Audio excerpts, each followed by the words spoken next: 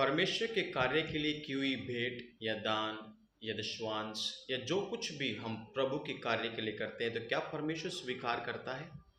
आज का वचन ये हम सभी के लिए है। हम पढ़ेंगे उत्पत्ति किताब उसका चौथा अध्याय और 4 से पढ़ूंगा। थोड़ा लंबी वीडियो हो सकती है, अंत तक बने रहे। और हाबिल भी अपनी भेड़ बकरियों के कई एक पहलौठे बच्चे भेंट चढ़ाने ले आया और उनकी चर्बी भेंट चढ़ाई। तब यहोवा ने हाबिल और उसकी भेंट को तो ग्रहण किया, परंतु कैन और उसकी भेंट को उसने ग्रहण ना किया। तब कैन अति क्रोधित हुआ और उसके मुंह पर उदासी छा गई। यहाँ पर एक वचन देखते हैं कि परमेश्वर ने हाबिल और उसकी भेंट को स्वीकार कर लिया, लेकिन कैन और उसकी भेंट को स्वीकार नहीं किया। यहाँ पर परमेश्वर क्या कहता है कि यहाँ पर सबसे इंपॉर्टेंट है कि परमेश्वर को सबसे पहले हमारा जीवन भाना चाहिए। अगर परमेश्वर को हमारा जीवन नहीं भा रहा है तो हमारी दी हुई भेंट या दान या दशवांश जो भी कार्य हम प्रभु के लिए कर रहे हैं, अगर उसमें हम परमेश्वर की आज्ञा या परमेश्वर को हमारे जीवन नहीं भा रहा है तो हमारा दिया हुआ भेंट दान दशवांश ये व्यर्थ है।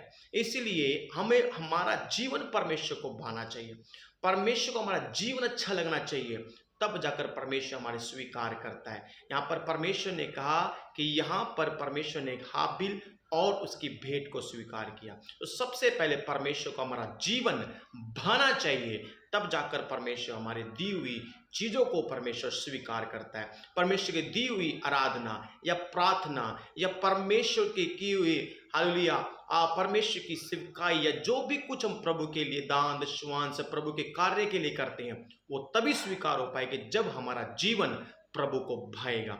इसलिए परमेश्वर क्या चाहता है, हम पहला शमूएल उसका 15वां अध्याय और यहाँ पर लिखा हुआ है 22 में, शमूएल ने कहा, क्या यहोवा होम बलि और मेल बलियों से उतना प्रसन्न होता है जितना कि अपनी बात के मानने से प्रसन्न होता है। सुन, मानना तो बलि चढ़ाने से और कान लगाना मेढ़ों की चर्बी से उत्तम है। तो यहां पर परमेश्वर कहता है कि परमेश्वर किससे प्रसन्न होता है, क्या होम बलि से, क्या मेल बलि से। परमेश्वर प्रसन्न होता है उसकी बात मानने से।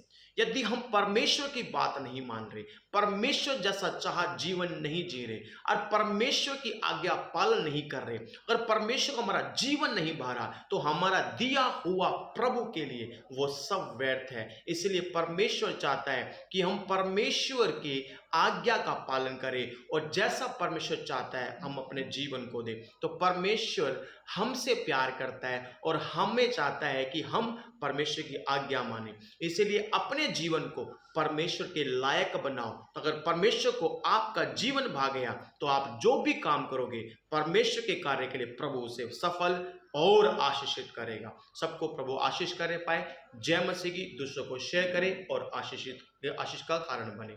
जय मसीह की। हालेलुया।